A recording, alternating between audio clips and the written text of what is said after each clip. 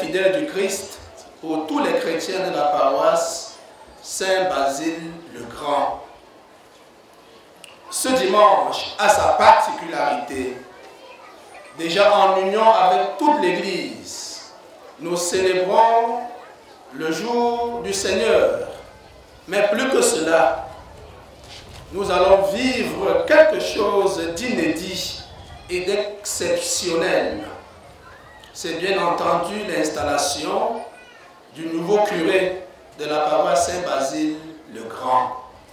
Deux événements contenus dans une seule célébration. Et c'est fortement à cause de ces deux événements que notre communauté tout entière est dans la joie, qu'elle célèbre cet événement et qui est pour nous une véritable solennité. Dimanche dernier, nous avons écouté l'évangéliste Luc, qui depuis plusieurs semaines nous instruit. Nous sommes à cette trousse et nous l'écoutons. La thématique de dimanche dernier portait sur l'action de grâce. Après des guérisons, nous nous rendons à l'évidence de ce que ceux qui restent connectés à Dieu et qui se rendent compte de ce que ce qu'ils ont reçu ne vient pas d'eux, se retournent pour dire merci à Dieu.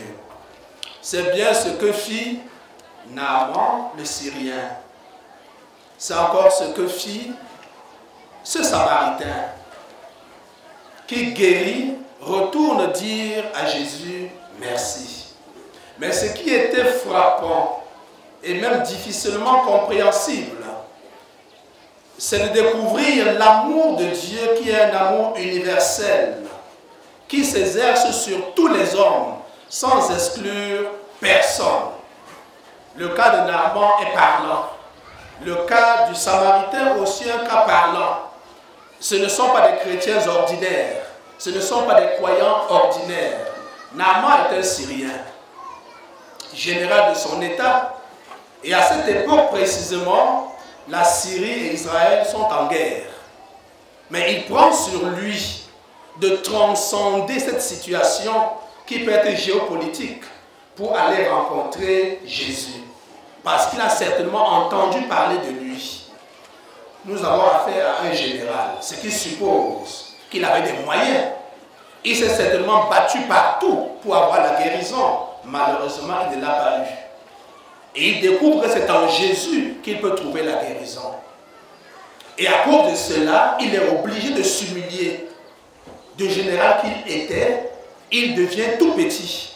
Et il fait une démarche de foi. Je vais rencontrer cet homme-là. J'entends parler de lui. Assurément, il fera quelque chose pour moi. Et il va donc briser toutes les barrières pour faire la rencontre avec Jésus. Le résultat, nous le savons. Il est guéri. Mais de quelle manière? De la manière la plus basique. Élisée, le prophète de Dieu, lui dit, va te jeter 7 fois dans le Jourdain. Il aurait pu dire à Élisée, mais tu parles de quoi? J'ai fait tous les grands centres hospitaliers pour ma guérison, je n'ai pas eu la guérison.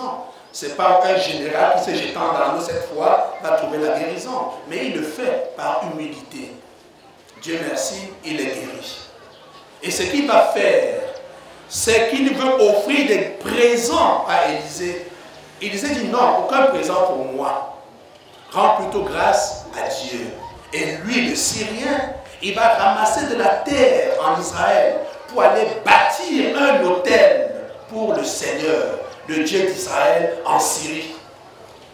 Donc il ne s'agit pas d'une simple action de grâce, mais une action de grâce qui est portée par la foi. Désormais, je ne crois plus en ces autres dieux qui sont chez nous, mais je crois désormais au Dieu d'Israël. Et c'est ce que le Samaritain va faire comme démarche. Le pauvre Samaritain, taxé de schismatique et de tout le reste, c'est lui seul qui revient pour dire à Jésus merci. Et ce qui est fatal, Jésus lui demande, les 9 autres n'ont-ils pas été eux aussi guéris?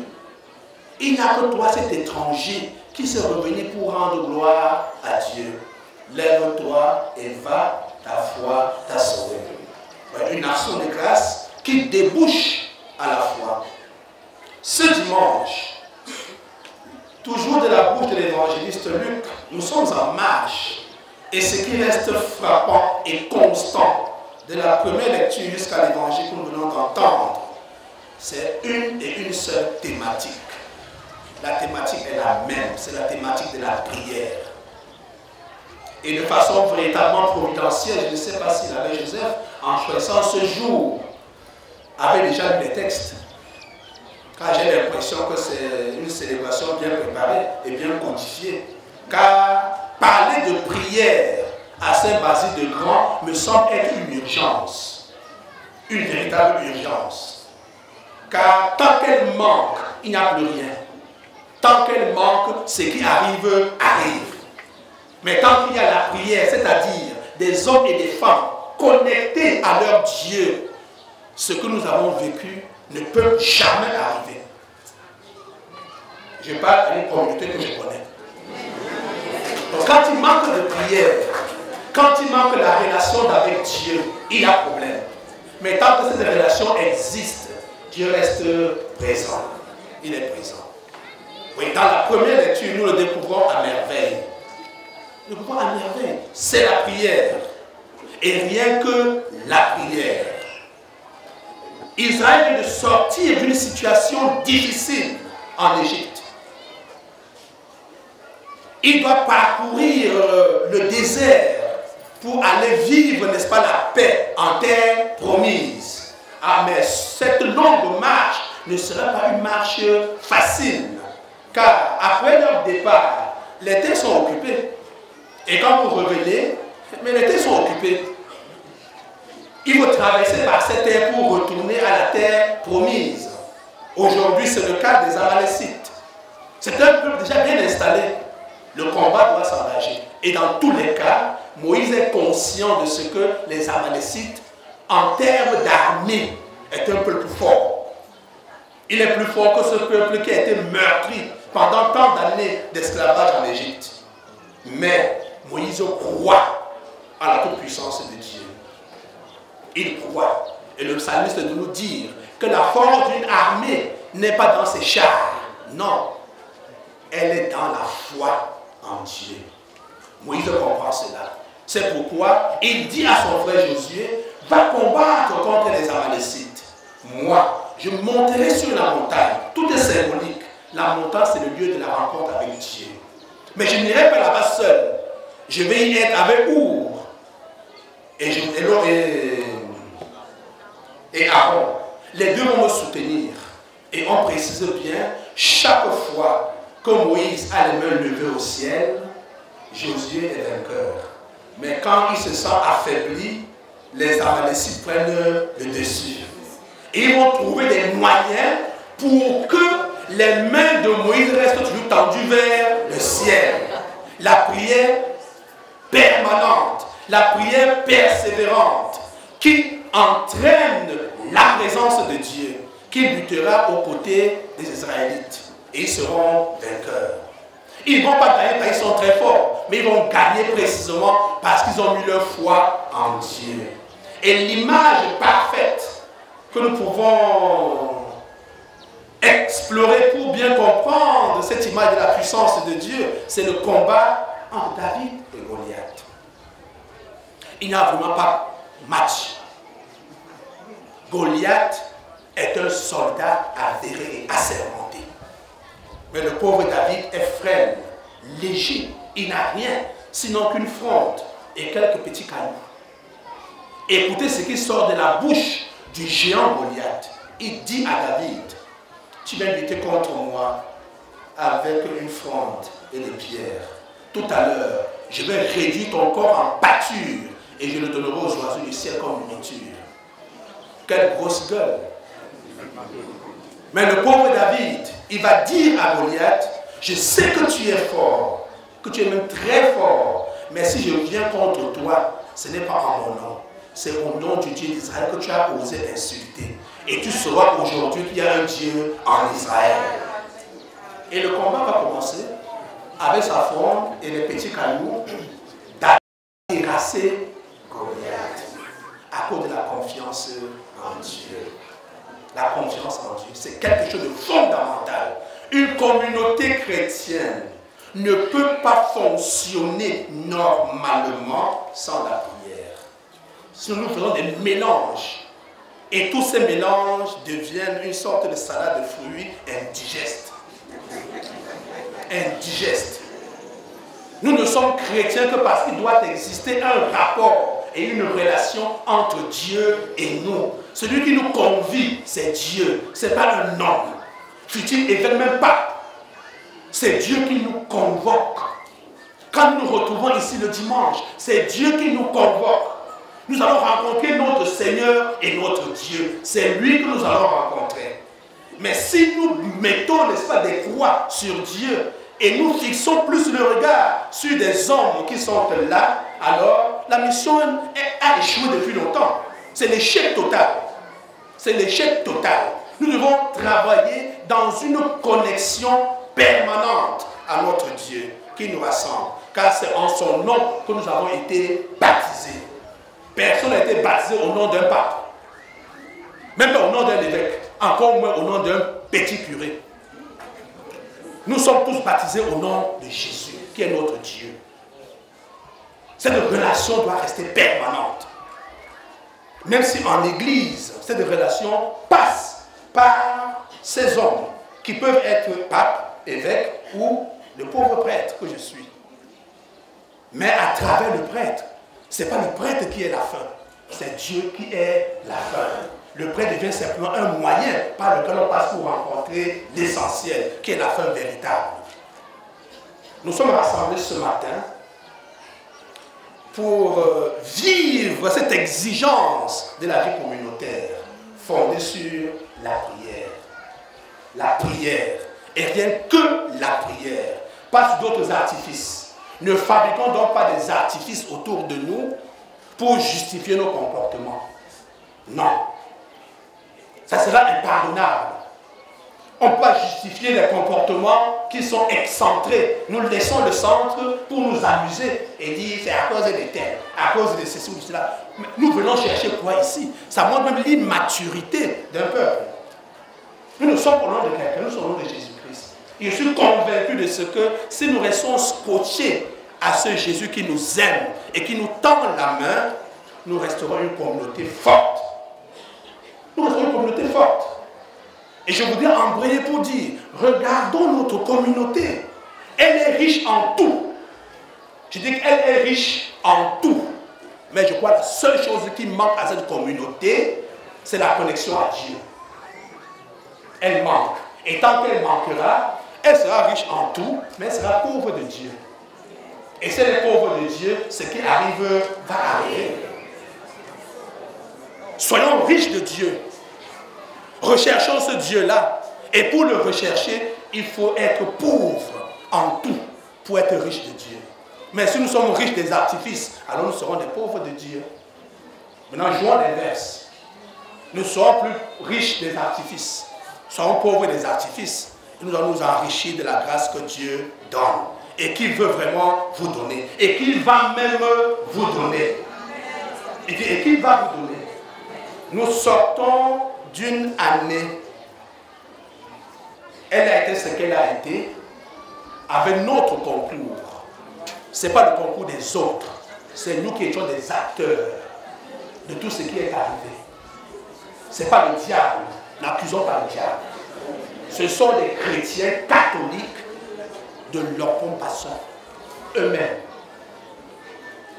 J'espère que ce dimanche, vous allez faire le pas qualitatif, le pas attendu, le pas vers la conversion, le pas vers la connexion avec Dieu. Et si vous le faites, vous verrez cette communauté se transformer de fond en comble et devenir un pôle envié de tout le monde. Ne transformons pas ce que Dieu veut faire en ce que nous voulons. Laissons la grâce de Dieu agir. Laissons la grâce de Dieu agir.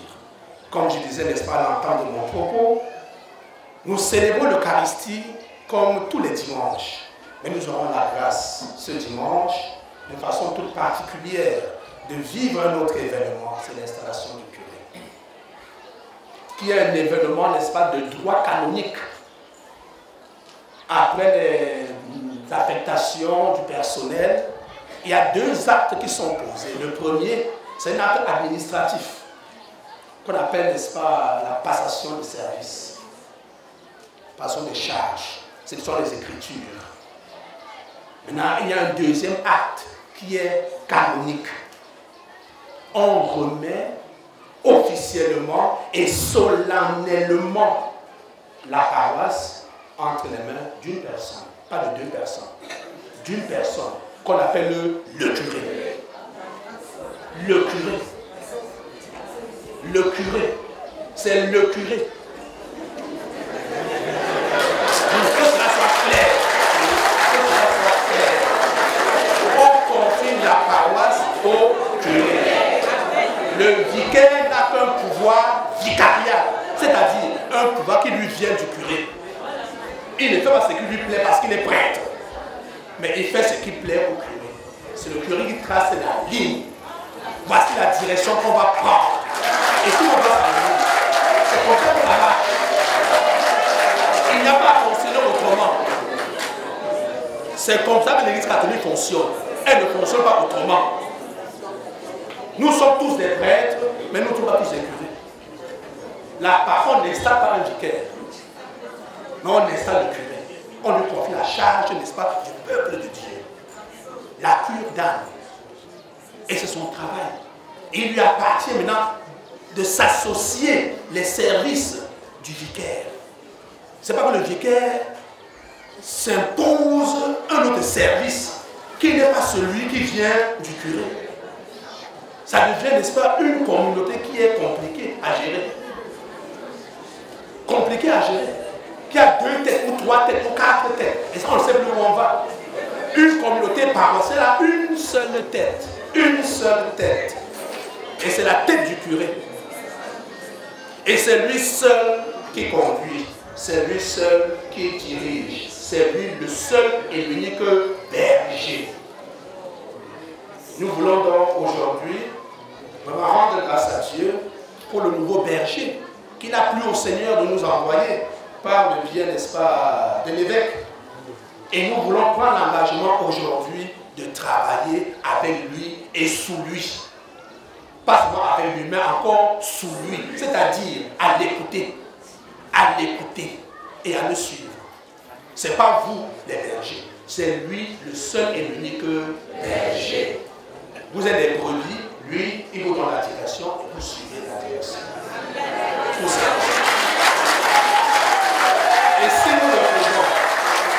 Et si nous le faisons, alors ne descendront du ciel sur nous que des grâces et des bénédictions. Laissons dans la grâce de Dieu agir sur notre communauté et laissons notre connexion avec Dieu se poursuivre aujourd'hui, demain et dans tous les siècles des siècles. Amen.